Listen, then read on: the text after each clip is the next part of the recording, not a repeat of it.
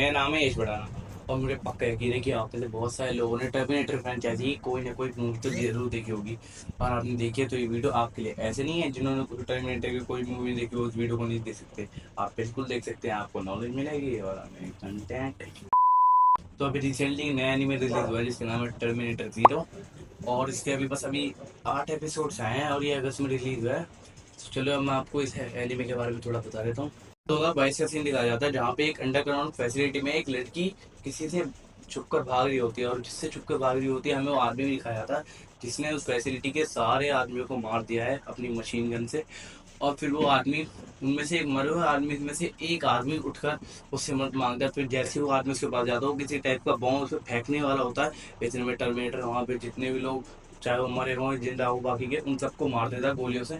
फिर जैसे वो कैबिनेट की तरफ मुड़ता है पीछे से वही लड़की उस पर गोली चलाती है। पर जब उस पर गोली चलती है हमें ऐसा लगता है कि जैसे किसी स्टील या लोहे पे गोली चलाई है। फिर वो लड़की उस आदमी के पास पड़े ग्रेनेड पे गोली मारती है जिससे वो ग्रेनेड उसके मुंह पे फटता है। फिर हमें रिवील होता है कि वही आदमी है टर्मिनेटर, जिसने यहाँ के सारे लोगों को मारा है। और उसने क्यों मारा है वो हमें आगे पता चलेगा। वो लड़की उस आदमी पे पीछे से इतनी गोली मारती है पर उसे कुछ फर्क ही नहीं पड़ता। फिर लड़की अपनी जान बचाने के लिए किसी बिल्डिंग में चली जाती है जहां बस ब्रिज ही ब्रिज थे। फिर वो अपने ऊपर एक रस्सी बांधकर वो ब्रिज से नीचे कूद जाती है। पर मुझे एक बात समझ नहीं आई कि टर्मिनेटर ने उस लड़की पे पीछे से इतनी गोलियां चलाई कि उसे एक गोली भी लग जाती वहीं मर जाती। पर उसे कुछ नहीं हुआ। प्लॉट आर्मर देख रहे हो तुम? उसके बाद पर लड़के को एक गोली लगी, लड़का एक गोली में मर गया। ये तो नाइंसाफी है। हम लड़के हैं ना, हमारे साथ ऐसा ही होता है। एक तो गोली लग जाए यार। लड़की स्पाइडरमैन बन जाती है और टर्मिनेटर उसका पैर पकड़ के झूल जाता है। फिर हम देखते हैं कि लड़की टर्मिनेटर की आंख में किसी तरह का डिवाइस डाल देती है जिससे वो बंद भी हो जाता है बस 2 सेकंड के लिए। और टर्मिनेटर की कोई इंफॉर्मेशन उसके डिवाइस में भी लोड हो जाता है। टर्मिनेटर गिरते गिरते बस ऑन ही हो जाता है और उसका पैर पकड़ लेता है। और फिर लड़की अपना जूता खोल के टर्मिनेटर को गिरा देती है। और तुम यार लिटरली बस ये चीज देखो कि लड़की बस एक इत्तू से धागे पे लटक रही है। बहुत टेढ़ा है लड़की पे।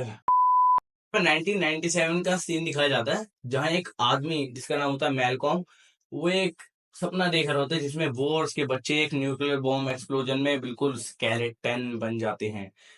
उसके बाद उसकी आंख खुलती है, वो अपने बेटे के पास जाता है जिसका नाम होता है केंटा। वो पता नहीं किस तरह का एक्सपेरिमेंट कर रहा होता है, डिस्को लाइट टाइप बनाता है वो। उसके बाद वो लगता है उसका बाप भी साइंटिस्ट और बेटे को साइंटिस्ट ही। फिर हमें एक लड़की दिखाई जाती है जो दुकान पे सामान लेने आई होती है, पर उसे दुकान पे शॉप ओनर की जगह मिलता है एक रोबोट। रोबोट मिलता है और रोबोट देख के लड़की डर जाती ਬੰਦਾ ਜ਼ਿੰਦਗੀ ਦੇ ਵਿੱਚ ਸਭ ਕੁਝ ਹੀ ਗਵਾਵੇ। है। बाय द वे लड़की का नाम है मिसाकी। फिर मिसाकी, वहां शॉप ओनर आके मिसाकी उससे सामान ले लेती है। फिर मिसाकी अपने घर चली जाती है और हमें एक डार्क सीक्रेट पता चलता है इस पूरी एनिमे सीरीज का, जो कि है कि ये मेलकॉम की बच्चों की केयर टेकर है। मेलकॉम और मिसाकी। फिर मिसाकी अपने घर आती है और मेलकॉम उस पर गुस्सा करता है कि तुम इतनी लेट क्यों आई हो मेलकॉम। फिर मेलकॉम बताता है कि मैं कल या परसों भी घर नहीं आ पाऊंगा काम की वजह से। फिर उसकी बेटी उसके पास भागती हुई आती है कि डैड आप तो हमें कल पार्क ले जाने वाले थे, उसका क्या? हर जैपनीज एनीमे में यही बच्चों का रोना होता है कि डैड पार्क ले जाने वाले होते हैं कल, पर वो काम की वजह से कहीं और चले जाते हैं। फिर वो बोलते हैं कि हम परसों चलेंगे, परसों आ सही नहीं है कभी। उसके बाद उसकी बेटी, सेम चीज होती है, उनके बच्चे गुस्सा होकर भाग जाते हैं। सेम ऐसी ही मेलकॉम की बेटी भी गुस्सा होकर उसके पास चली जाती है। मिसाकी अपने बच्चे, और केयर टेकर एक बच्चे ही बोलते हैं, मिसाकी अपने बच्चों के लिए एक रोबोटिक किटन लाई होती है। रोबोटिक क्यों? क्योंकि उसका एक बेटा बेटा होता है हीरो, उसे कैट से एलर्जी है। बच्चों को कैट से एलर्जी है फिर भी बिल्ली ही चाहिए। फिर वो रोबोटिक किटन देख के मेलकॉम बिल्कुल भड़क जाता है और वो अपने बेटे जो साइंटिस्ट वाला है उसको बोलता है कि इसका काम तमाम कर देना, मतलब इसको डिसेंबल वगैरह कर देना। वो बोलता है ठीक है मैं डैड कर दूंगा। पता नहीं फिर बाद में केंटा बताता भी है कि हमारा पापा पूरे दिन क्या बोलते हैं नहीं रोबोटिक चीजों से काम करता है और इन्हीं छोटी छोटी सी बिल्ली से डर गया, जिससे देख के पता चलता है उसे अपने घर में रोबोटिक चीजें पसंद ही नहीं है फिर भी रोबोटिक चीजों में काम करता है। बताओ। मेलकॉम ऑफिस जाता और दिखता है और जब वो ऑफिस जा रहा होता है हम उसके रास्ते में ये देखते हैं कि रोबोट्स जो है वो धीरे धीरे इंसानों की जगह ले रहे हैं। और जब वो ऑफिस पहुंच अपने ऑफिस के बाहर पहुंच जाता है, फिर कुछ लोग देखते हैं कि हम कुछ लोग उसके अगेंस्ट प्रोटेस्ट कर रहे हैं कि तुम इन्वायरमेंट को बर्बाद करना बंद करो। जैसे ही वो अपने ऑफिस के अंदर घुसता, हमें सबसे बड़ी बात तो ये जब पता चलती है कि उसकी ऑफिस पे बहुत ज्यादा रिस्पेक्ट है। सब उसे ओहायो ओहायो गुड मॉर्निंग बोल रहे होते हैं। मेलकॉम को ऑफिस देख के तो मुझे ऐसा लग रहा था कि भाई 1997 में 2055 वाली टेक्नोलॉजी लगा रखी इन लोगों ने। उसके बाद मेलकॉम और उसके असिस्टेंट जिसका नाम है नासुकी, वो दोनों एक चैम्बर रूम जो भी बोल लो उसमें जाते हैं। और फिर वो दोनों अपने अपनी चाबी से एक दरवाजा खोलते हैं। उसके बाद वो मेलकॉम उससे पूछता है कि नासुकी यार डेट कौन सी है।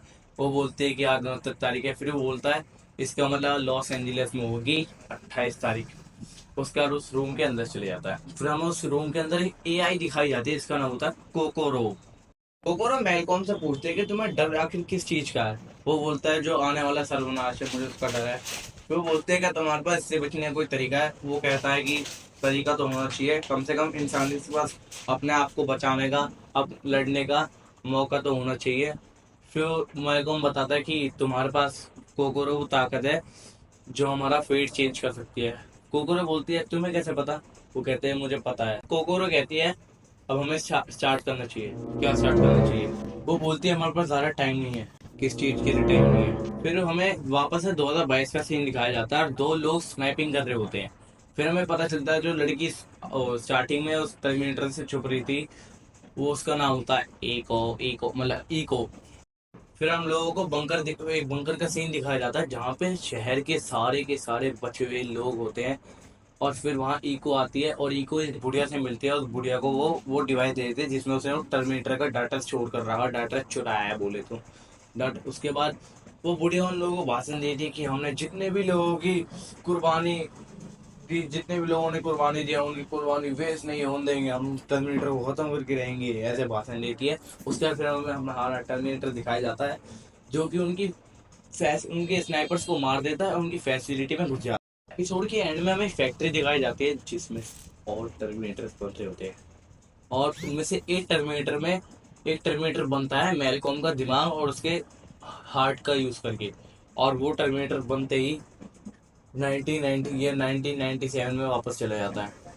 तो बस एपिसोड का एंड यही था। अगर आप इसके बारे में और जानना चाहेंगे टर्मिनेटर के तो कमेंट कर देना और वीडियो को तो लाइक और चैनल सब्सक्राइब कर ही देना। ठीक है, टिल देन गुड बाय।